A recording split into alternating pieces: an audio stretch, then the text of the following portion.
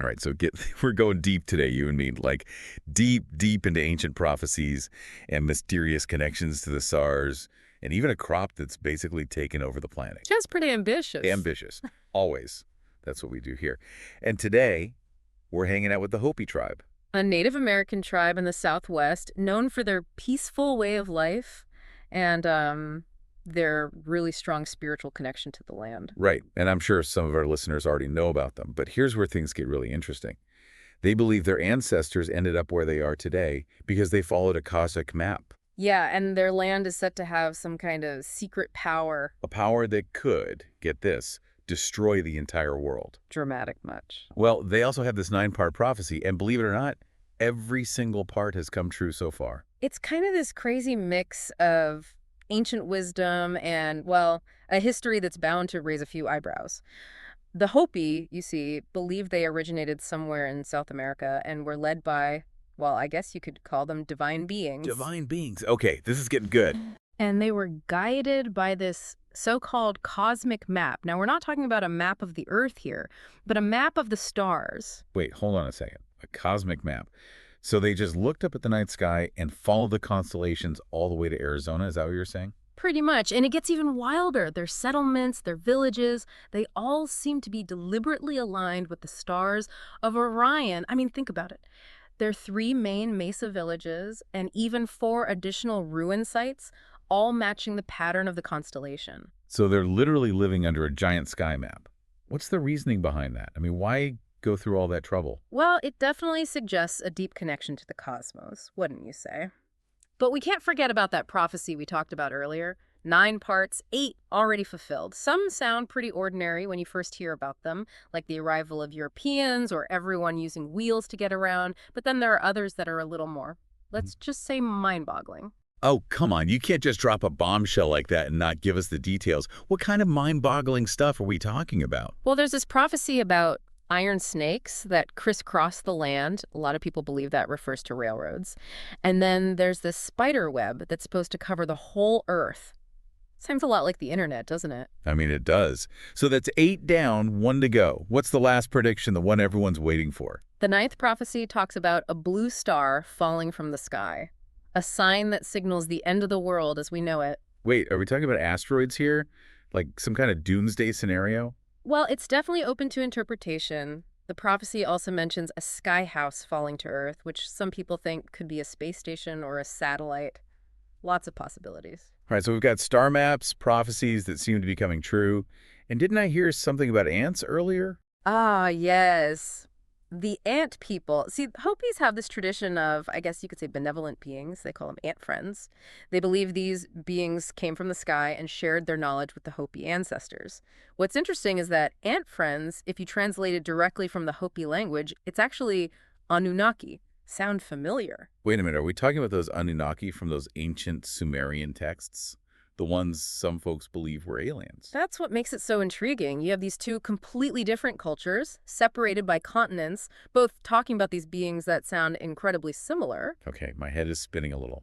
Mysterious beings from the sky, cosmic maps, a prophecy about the end of the world. What else do we have in store in this deep dive? Well, remember how the Hopi were forced off their land by settlers? It turns out they were living on top of a massive amount of valuable resources, oil.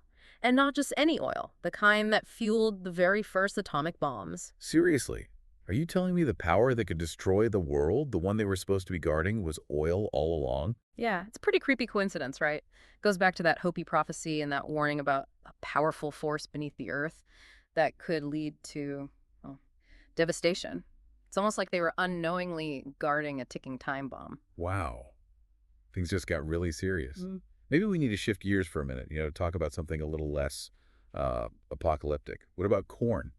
Ah, yes, corn. The Hopi's staple crop. It's central to their diet and their creation myths. But there's something you might not know about corn. It doesn't have a known wild ancestor. It's a complete mystery, botanically speaking. Unlike any other crop we know. Hold on, are you saying corn just kind of appeared out of nowhere. Well, that's the mystery that's baffled scientists for centuries. Unlike, say, wheat or rice, which have clear wild relatives, we have absolutely no idea where corn came from. Okay, now you got me hooked. Ah. What makes corn so different from other plants? Well, first off, its seeds are totally enclosed in those husks, meaning it can't self-sow. So it literally needs humans to plant it in order to reproduce. So we're talking about a plant that can't survive without us. That's pretty bizarre. It is. And if you look at Hopi and Mayan creation myths, there are stories about humans actually being formed from corn. So it's not just a food source, it's like woven into their very identity. This is getting pretty mystical now. Humans made from corn. Are we all just walking, talking corn cobs? Okay, let's not get carried away. Yeah. But yeah, the symbolism is definitely powerful. And there's another layer to this corn puzzle, the different colors: white, black, yellow, brown.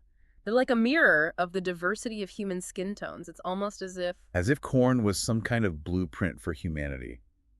I don't know if I'm ready to accept my inner corn cob just yet. Maybe not, but it is an interesting idea, wouldn't you say? I'll give you that. But here's something I don't understand. If corn is so reliant on humans and it doesn't have a wild ancestor, how in the world did it become a global staple? Yeah, that's the irony of it all. Despite its, let's say, unusual origins and its, well, seemingly inefficient way of reproducing, corn has managed to become the world's most widely grown grain crop. Wait, how is that even possible? I mean, that doesn't make sense. Corn's incredibly adaptable. It can grow in a wide range of climates. Plus, it produces a really high yield, which is, well, perfect for large-scale agriculture and Come on, don't leave me hanging. animal feed. That's right, most of the corn that's grown these days isn't even for us to eat directly. It's used to feed livestock, which means... Which means we're all eating corn without even knowing it. It's like the secret ingredient in practically everything. You got it. It's hidden in processed foods, meat, dairy, you name it.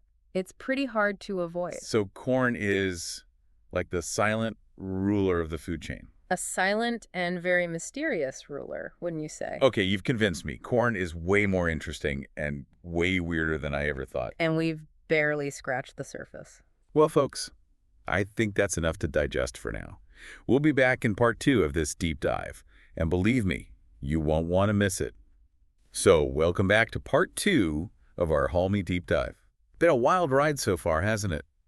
Cosmic maps, mysterious ant friends, a prophecy that seems to be coming true right before our eyes, and oh yeah, that whole corn thing with the missing ancestor. There's just so much to unpack, you know? Like that ninth and final prophecy, the blue star falling from the sky, the one that signals the end of the world as we know it. It really gets you thinking. Right. I mean, last time we were throwing around all these ideas about what that blue star could actually be, like asteroids or maybe even some space junk or even that sky house we were talking about crashing back down to Earth.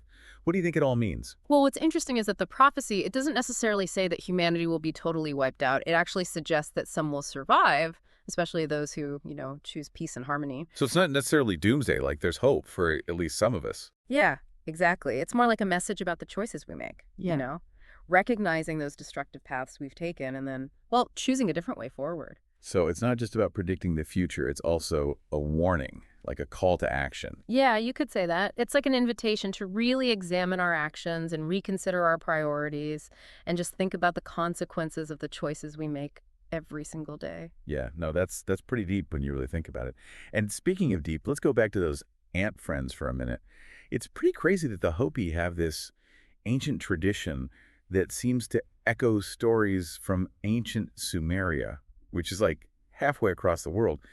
Do we know anything more about this connection, or is it just a coincidence? It's one of those cultural parallels that really makes you wonder about how ancient knowledge might have spread, right? I mean, were these civilizations really totally separate, or was there some kind of contact between them, maybe an exchange of ideas that we haven't discovered yet? That's the million-dollar question, isn't it? What if there's a whole hidden history out there, just waiting to be uncovered? It sounds like something straight out of an Indiana Jones movie. Well, who knows? Maybe those answers are hidden somewhere in the Hopi lands. Remember, they were told by their gods to guard this powerful force that's buried beneath the earth. What if that force isn't just oil, but something even more incredible? Okay, now my imagination's going crazy. Ancient artifacts, lost knowledge, a power that could change everything. I'm ready to grab a shovel and head to Arizona. Okay. I admire your enthusiasm, but maybe we should stick to the metaphorical digging for now. Fair enough. But speaking of digging, let's get back to the whole corn mystery for a minute. Yeah. We talked about it not having a wild ancestor and how it basically can't survive without humans. It's like it was made to be cultivated by us. Hmm. What are your thoughts on that? Well, and let's not forget about the symbolism of those different colors of corn either, right? Yeah. White, black, yellow, brown. It's like a reflection of human diversity. So corn is like a mirror, reflecting ourselves back at us, like showing us our diversity and how interconnected we all are. Exactly. And if we take that a step further, think about how corn has become this global force, the world's most popular grain crop.